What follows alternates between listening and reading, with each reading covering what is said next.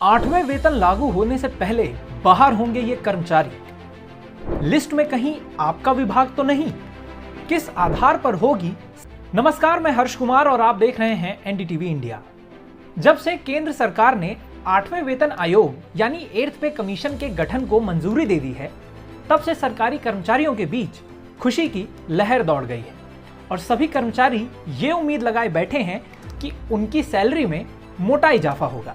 हालांकि इस खुशी के माहौल के बीच एक खबर ऐसी भी है जिससे कुछ कर्मचारियों के लिए ये दुख की बात भी हो सकती है, यानी उनकी सैलरी नहीं बढ़ेगी। कैसे? आइए आपको बताते हैं किन कर्मचारियों की नहीं बढ़ेगी सैलरी। देश में अभी 7वां वेतन आयोग लागू है, ये आप सबको पता ही होगा। ये वेतन आयोग साल 2014 में गठित हुआ था और इसे साल 2016 में लागू किया गया था। आमतौर पर भारत में हर 10 साल में एक नया वेतन आयोग लागू होता है।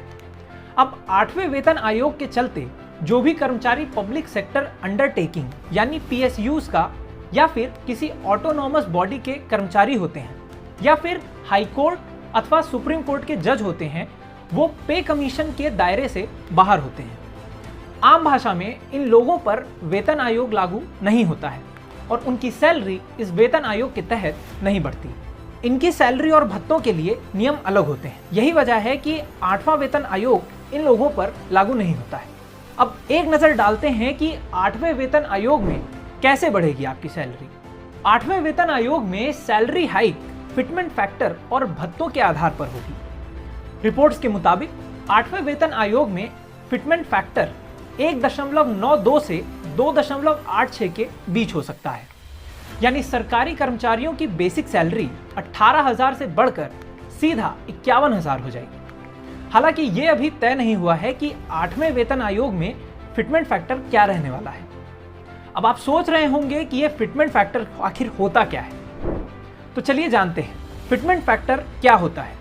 फिटमेंट फैक्टर एक मल्टीप्लायर होता है जिसका इस्तेमाल सरकारी कर्मचारियों के वेतन और पेंशन को संशोधित यानी बढ़ाने या उसमें बदलाव करने के लिए किया जाता है। इसे मौजूदा बेसिक सैलरी पर लागू किया जाता है और इसके आधार पर नए वेतन की गणना की जाती है। आम भाषा में इसे एक उदाहरण से समझते हैं। उदाहरण के लिए, अगर किसी कर्मचारी की बेसिक सैलरी 20,000 रुपए है और उसका फिटमेंट फैक्टर 2.50 है, तो उसकी कुल सैलरी यानी 20,000 गुणे 2.50 होकर 50,000 उसकी सैलरी हो जाएगी। अगर आप भी सरकारी कर्मचारी हैं तो कमेंट में हमें इस मुद्दे पर अपनी राय जरूर बताएं। धन्यवाद।